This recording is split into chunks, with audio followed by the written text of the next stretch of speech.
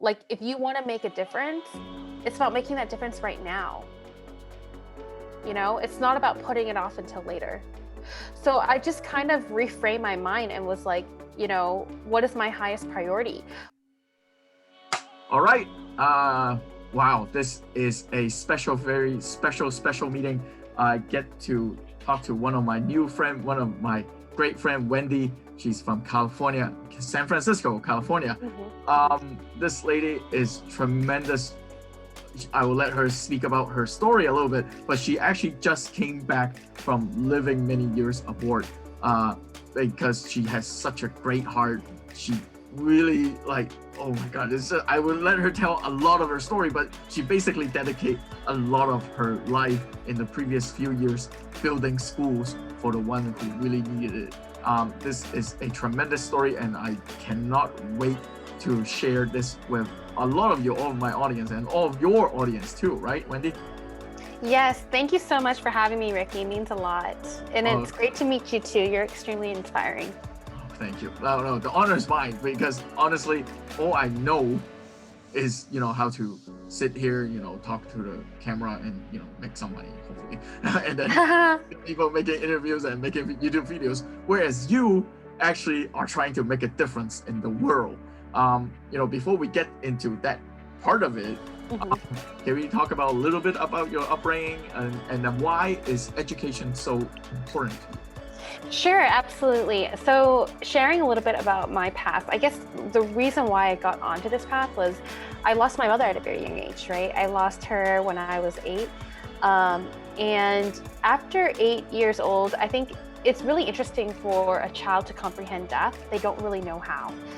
To be completely honest, it's like they don't really know. This is what is really interesting to me about the human mind, right? Because we label things as like happy, good, bad, positive, negative. But if you really look at it, even dating back to a child, it's like when they don't really know what death is, and they only know that things were one way before and now something has changed and it's a little bit different.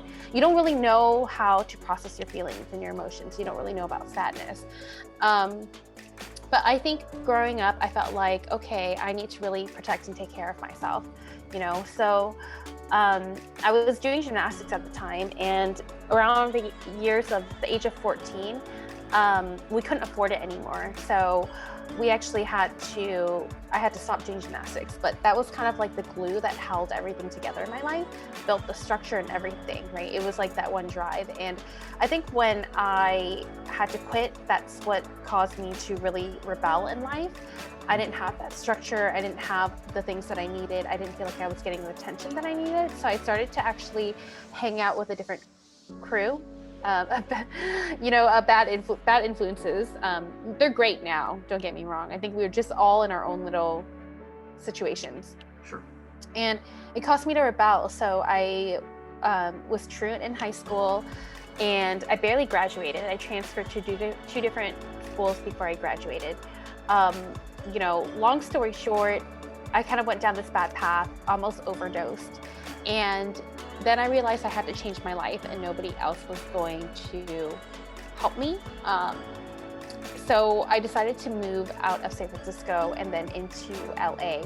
And education saved my life. That's why I'm really passionate about it. I studied aviation. It taught me education. It taught me discipline. It taught me how to stick to something and be committed and achieve my goals. And it also taught me that, I was a worthy human being in life. I think that's the most important thing. Obviously, I'm not in aviation anymore, but it taught me that I could be a contributing member of society and that I mattered. So a few years into my aviation industry, I knew that I was here to make a difference. There was something within me that was just like, you're here to change the world in a way. And, I really wanted to do that, but I didn't know how. So I started taking self-development courses, and then that leadership course taught me to make a trip at a girls' orphanage in India, and I fell in love with the work.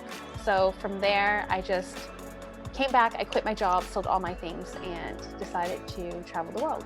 That ended up being 6 years. So yeah, this is something that is crazy to some like people who have been working in a corporate job for like so many years, because you know, you did your degrees, you pay your dues, and you know, you have a student loan, all that kind of stuff, and basically, you know, you're supposed to be, you know, stay at a job and then, you know, keep working, and then you know, just kind of like for a paycheck at that point, right? You know, you're able to pick yourself out of that cycle and say that, you know, I belong. Like, this is the first, you know, I still remember the very first time you and I talked, and one of the biggest things that struck me was, I want to make a difference in the world. You know, even if I, like, when I'm paraphrasing you right now, it's like, even if I become a pilot, what am I going to do? I'm going to transport a bunch of people from point A to point B in the quickest time possible, you know, on the safest way possible. But what kind of difference am I making to the world? And I think that's like, you know, after that discussion you and I had, and I talked to my wife, and she was like, this is like, I guess apparently it's a California thing, right? You know, that people actually want to make a difference in the world, like, and well, that's a really good thought, but I honestly think it has a lot to do with, like, this is what I actually, after years of trying to understand what her death meant to me, I think that's what allowed me to come to this realization.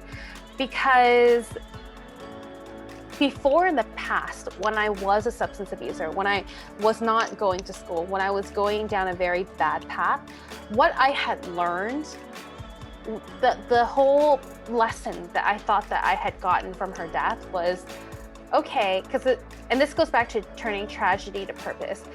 I thought, oh, because my mom died, my life is not worth living. And so I was doing all these things to kind of, you know, that was the limiting belief. That was the meaning I got behind my mom's death, that my life isn't worth living because she has already passed, you know? And so that's why I was like, okay, well, my life is not worth living. So who cares about school? And who cares about, you know, getting a job? Who cares about health? Who cares about taking care of yourself, right? Like, but taking those self-development courses, I was like, oh, this is the meaning that I'm giving to it. And how can I change that meaning, right? And so the meaning was, okay, let me explore this. What did I learn from my mother's death? I learned that life could be really short. And the second thing was, when I reflect back on my mom, she gave away everything in her life for us, like everything. You know, she was a housewife, she was a mother, but I never got to see the things that really like made her happy in life. You know, I didn't see that she was like extremely happy. And I was like, I think what I really learned is that life is so short, and that if you put off your happiness, you know, now you might never get a chance to live that. And also, like, if you want to make a difference, it's about making that difference right now. You know, it's not about putting it off until later. So I just kind of reframed my mind and was like, you know, what is my highest priority? What do I want to do? Like, if I were to die tomorrow, what do I want to say that I have accomplished? What have I done? You know?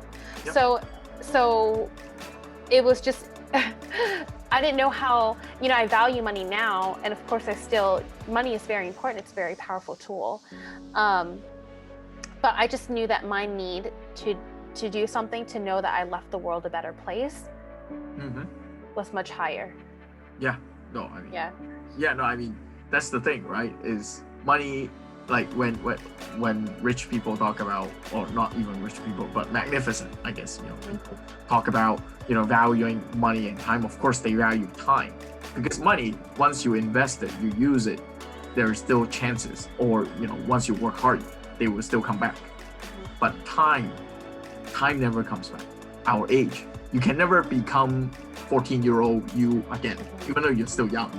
That was like probably, you know, a couple of years ago. But, you know, like, you see what I'm saying, right? So the fact that you're grasping, you know, basically holding onto your valuable time, valuing it so much that, you know, you want to make the difference in the world as soon as possible, and you're working as hard as possible to make that happen. That's like very, admirable, right? I mean, I think that's why this is going to be a very meaningful type of journey that we are going down. So thanks for being vulnerable and sharing that part of your story. So that's a little bit of a framework for the audience. But for me, it's all about finding purpose in life. I want to help people to find what their purpose is and to live something fulfilling. What I am learning though is, true happiness and fulfillment is when all of those pockets are filled, right? You're making an impact, you're making money, you have great relationships, you're healthy. So I think that's more of what I'm working towards now. To have it all. No, it's all encompassing, right? Yes. Mm-hmm. It is all encompassing. Right. So no, this is great. So can we talk about your journey from here to India, and then from India, was it to all of Southeast Asia, and then ultimately spending a lot of time in Nepal, and then you went to Spain before coming back to the US, right? Yeah, to be honest, it was kind of all over the place. But it started off in India. India was like my favorite country. And I did a lot of like hopping back and forth, like this country to that country. But it started off in India. I spent about a few months there, I would think. Oh my gosh, India is like one of my favorite countries. It really is. Something from now, right? Yeah, this is my my kurta. I think it's a kurta from India.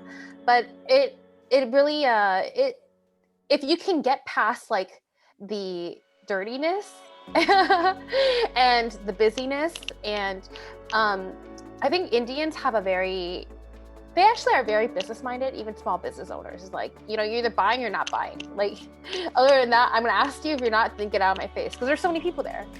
So if you can get off that pushiness of like, are you gonna buy my product or not? Because it's a numbers game for them, right? There's so many people. You actually find that Indians are very kind-hearted, and I think the culture difference, people might be kind of wary of it, because it's like, wow, we're all prejudiced in our own ways, especially like for some reason when it comes to darker skin, we happen to be that way. A lot of us. So I think that's what intimidates people about India, is because one, they're darker, they're like more aggressive, but they are one of the most amazing people that I have ever met. Like, I love Indian culture, and I feel very connected to Indian culture. There's, I don't know how to explain it, but I just feel very drawn to it. Like, it's such a like mysterious and exotic culture to me. So a lot of people are like, you're gonna go to India and you're gonna get killed, right? Because that's all we ever hear about, which is the unfortunate thing. Like, it's so horrible what the news is portraying. Even the news now is like, all these people are getting attacked, and it's like, that's not really what reality is. I could still walk out the street and not get attacked. You know what I mean? Yes. Right? But people have this misconception that because we tend to look at the negatives. That's how they sell. That's how they sell, right? I mean, that's why they should watch more YouTube and your channels, right? Yes, absolutely. Your channels, to know what the reality of life is. So they were like, you can't travel alone in India, all these things. And I went to India and I traveled alone on the overnight bus, and I was nobody even knew that I wasn't like Indian. Right? I sometimes get tanner, that's why. Right now I'm a lot lighter. Okay. But I can get quite tan, like very tan, and just like throw on a sari or something. But I blend really well in. I think it's because I'm loud and outspoken now, but in a developing country or other countries, I'm quite quiet, so just blend in, right? Okay. I'm just quiet, just walk around, keep to myself. Sure. And then I spent, and then I went to Nepal after that, and then came back to India, and then was in Thailand for a while, teaching in a rural village in Thailand. And I traveled kind of like through Laos and Malaysia and Myanmar. I did China, a lot of Nepal again. So it's kind of just all over the place for a while. And then made my ways to like certain countries like Morocco, Tanzania. And then eventually ended up in Spain, and then constantly going back and forth between Spain and Asia. Yeah, and I remember you talked about Nepal, like that was being a, the school part of it definitely is the reason why you spent a lot of time there. But the other part of it was that the village that you're living in had no water and power. Is that right? Right. So what happened with Nepal is I actually went there to volunteer with a nonprofit organization. I went to go visit Nepal, and I fell in love with the country the day, it was basically during the same time that I did India. This was before the earthquake happened. And I actually told this story the other day, but someone asked me why Nepal. And to be completely honest, I never even knew Nepal existed, right? Like prior to going to India. Sure. But it's so close. It's just like right above. It is. So I thought, okay, let's go to Nepal and check out what this place is. The more that I looked into it, the more I got intrigued. And I was like, oh, this is where Mount Everest is, right? Like, who knew? It is. So I was that naive, I didn't know anything about the world. I was just like, let me just learn it, as I go. When I went there, I was so naive. I was like, let me just like jump into a taxi and as long as I say Galenki Temple, then he's gonna know where to take me to come back home. Now there's two things wrong with that. One, Galenki Temple. One, I don't have a Nepalese accent. Two, Galenki Temple's English. That's not, Galenki is a name. Temple is like an English word, right? Yeah. So if I'm getting into a taxi with someone who only speaks Nepalese, then he's not gonna know where to bring me. Galenki is a street, Oh, okay. I didn't know that, but okay. So what happened is I set out to explore by myself, and I was like, hey, everything will be fine. The girl at the hostel was just like, yeah, Galenki Temple, just say Galenki Temple. I was like, okay, Galenki Temple, I didn't even, and the thing is, like, a lot of Nepal is very labyrinth style. So where I live was kind of like very labyrinth. Like you have to come out of this labyrinth, and then you get out into the main street, which is Galenki. So I went out, came back, was trying to come back, and it was like almost night time. And I went to this Pashuputanath, this like where they burn people after they've passed already. So I came back really late, and I was telling this guy, I was like, Galenki Temple. The first thing that amazed me was I was amazed by Nepal, like the smells, the sounds. It was very spiritual. It's nothing like what I've ever seen before. But most of all, I was like, these people look like they could beat my father. Like you could, if you went to Nepal, you could pass for Nepalese, Ricky. Sure. And I was like, I'm Asian. Yeah, but Nepal's right below China. So there's a lot of Chinese descent. Yeah. Yeah. So we don't realize that Nepal is actually, like, to the south, people look more Indian, to the north, people look more Chinese. Sure. Or Tibetan. And I was just like, wow, like, you look like you could be my father. Like, you look like you could be my father. Seriously, I got into this taxi, and I was just like, I feel like I'm like with my dad. That's what I thought. Okay. And I didn't realize he probably looked at me and thought the same thing. You look like you could be my daughter. This is a tourist. You're a local, right? You better, like, how come you can't speak? Yeah. He thought that I was a loco. Loco. And so when I was like, Galenki Temple, he was like, what? And he just kind of drove me to Galenki Street because he was like, oh, whatever. Anyways, night fell, and, I was telling him, take me to this road. And he was like, okay, you're at this road. And I'm like, no, I'm not getting out of the car. This is not it. And it was nighttime already. It was dark by this time. And so we were both screaming at each other in the car. He was screaming to me in Nepali. I was screaming at him in English. Okay. And for hours, he drove me around. I think it took like an hour, 2 hours for us to find the place, but he never gave up, and it was just his human duty to make sure that I got to the right place safely. And he probably lost money off of it. But he did a good deed that day. And I was just so thankful. And I think what that taught me was like, yeah, life is not all about money, He went out of his way to help me. He could have left me anywhere. He would have just after you yell at him at length in English, yeah. Yeah, I yelled at him, right? And then I was just like, didn't even give him like a lot of extra money at the end of the day, because I was, I was just a traveler, right? But so when the earthquake hit, I think that's a story that has touched my heart deeply about the people, even though I couldn't speak to them. Okay. And then when the earthquake hit, it was just like, I have to go back, I have to help, you know. So from there, I volunteered at a all hands, to be honest, and did some earthquake disaster relief. Yeah. And then there were, what, 10,000 schools that were fallen during that earthquake? So there were 10,000 schools that were destroyed from the earthquake. And I think since then, only 4,000 have been reconstructed, which is still a really great number, right? It's been like, what, 5 years? So Yeah, 5-6 years now, yeah. years. Yeah. And then you helped rebuild, hands-on rebuild one of them, right? You were laying oh my gosh, I did like a lot of random things. This time I was just learning. So it was funny because I'm the type of person that just follows my heart. So I didn't volunteer for a long amount of time. I would say it was like 2 weeks there. And so I was like, well, 2 weeks. And for some reason my gut was like, if you're only here for 2 weeks, maybe not focus on one project, but just like learn everything. I love learning everything. If I wasn't a learner, I wouldn't have left the country. I was like, oh my God, there's something I don't know in the world. Let me learn everything, you know?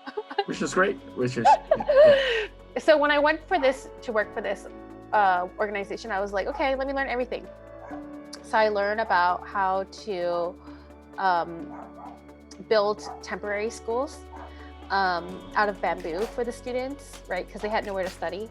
I learned how to clean up rubble, like clean, up the areas where houses and stuff had fallen down. I learned to build actual schools and what they were building it out of. It was like a lot of steel and stuff. I also learned displacement camps. Like I went to go volunteer at the displacement camps, those are hard.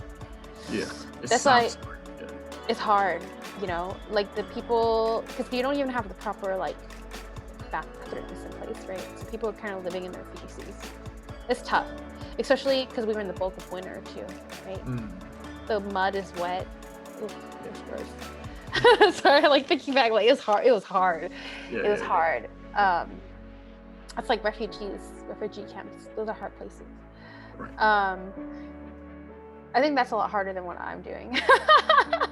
Yeah, no, I mean, we are, like, see, when you talk about learning, right? I mean, a lot of things, a lot of people say that, nowadays you can learn everything on YouTube. But these are the type of experience that you got from, actually on cleaning the rubble, like, building schools, placing students in there. Those are actual life experience that you cannot learn. You have to do it with your hands, right? I think one of the blessings about me that makes me who I am and able to do the job that I do, but also one of my downfalls is that I don't like to learn everything fully to the T. I like to learn everything from a bigger perspective. Like, how do these things all affect one another? Like I really love learning about the brain. Like, how does these things affect one another? So what happened was after that, I volunteered there. I waited about like a few months and then I was like, let me try to get a job with them, all hands. And they ended up not hiring me. Yeah, I applied and they were like, yeah, you're gonna get it for sure. And then I didn't get it. So I ended up going back to Nepal anyways to go trekking with an ex-boyfriend. And then that's when I met Tej, and he messaged me. He was like, hey, come check out the school. And I said, okay, sure. And I went to the school and that's when I rebuilt that school. But then with the help of a partner, like it wasn't just me alone. I had partnered with an older organization that I had worked with called New Hope. And then we rebuilt the school together. Yeah. And that's really what drove you into establishing your new nonprofit organization to basically doing the same thing. Well, not do the same thing, but building schools, right?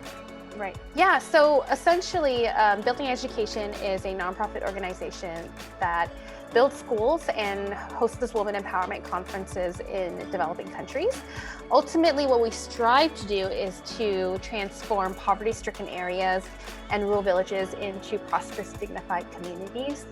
So I'll give you an example. The very first slum area that we worked in, there were a lot of different partners that partnered with us too. So it wasn't just us, but I think that's key when it comes to development.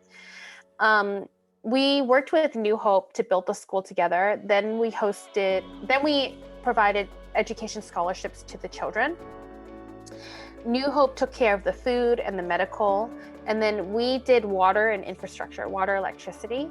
And then we hosted a woman empowerment conferences, which taught the women to start businesses. And then gave them the resources that they need to create like a thriving, it's still growing. It's not quite there yet. But more of a thriving like village area, right? Instead of a slum area. To be honest, I didn't really know what I was creating then. I just thought, what is the next need? And in the first 1 or 2 years, it was really hard because people were dying left and right. Like a lot of people were dying. And then when we brought water into the slum area, that actually really helped with sicknesses. Another organization came in called Water Bearers, and they put in all the filters to the community in the area. So that was really beneficial. After that, you know, the mothers actually initially they didn't believe in the process, right? Because they're not educated themselves. So they didn't understand education, they didn't believe in the process. But when they started to see the significant changes in their children and how they grew and how they were more disciplined, I think they started to understand the process more. I think it also really helped when they saw like different INGOs coming in and caring about them, because it changed the way they felt about themselves. They felt like, wow, I am a worthy human being. And they actually then started to petition to the government themselves to get government rights. And they went and they fought the government to have the roads paved, you know? So it's been there's been a lot of support that has been brought into there. And that's essentially what we want to do, right? We just want to educate children, build schools, and then educate the woman, provide water and possibly electricity, but then create leaders themselves, like in the community, so that they develop their own community. Right. I mean, you cannot be there, handhold them the entire time and all that stuff. Nope. This is like great cause. You know, of course, I have a young baby myself, so to me, like education is a big thing. You know, the way that you want to build school and educate kids, as well as women empowerment. You know, like, you know, America is very already like kind of like, you know, all the women have at least an equal right to jobs or like other resources, benefits, all that stuff. Whereas the rest of the world, actually a lot of the countries in the, you know, developing world, they are still kind of like, you know, behind in terms of that type of human rights. So I think, you know, you're fighting for them. That's a huge accomplishment that, you know, we are going to achieve. So what areas are you going into in the future, in the near future or longer term future? I would love to go into Myanmar, to be honest. That's one of my favorite countries. You know, I thought about Sri Lanka. I've never been to Sri Lanka, but countries like Vietnam, Philippines, and Myanmar, I think the trick is really getting to know the culture and how the country works, and how the governments work, you know, is really the challenge with all of it. But, you know, I feel that confident that, you know, if we can get the first 100 schools completed in Nepal, we can definitely look into expanding into other countries, because that will help us, you know, with a bigger team and everything too. Right. Once we have something a little bit more established and we know that our process, our theory of change really works. Right now we have a theory of change. We're still proving it. I think proving it in one community is not enough. So we've expanded to our second community in Nepal. And I think when we expand to our second community in Nepal, this will allow us to test our theory a little bit more. Okay. So if people want to look at your website, is there a website that you can share with the group? Yeah, it's www.bebuildingeducation.org. Yeah, no, I'll definitely put it in the description as well, and I will definitely put your IG on there so that people can follow you on IG. So lasting comments, what do you want the audience to do and to see from the vision that you have built? Always, we have this $5 pitch-in campaign, pitch-in to end poverty. The reason why we created the $5 pitch-in is because we want people to see actually how a small amount can go a long way. It's a $5 monthly donation, which is fairly low, but I feel like, that will allow people to really see where their dollar goes. So the next project that we're working on is building a compound wall for a school.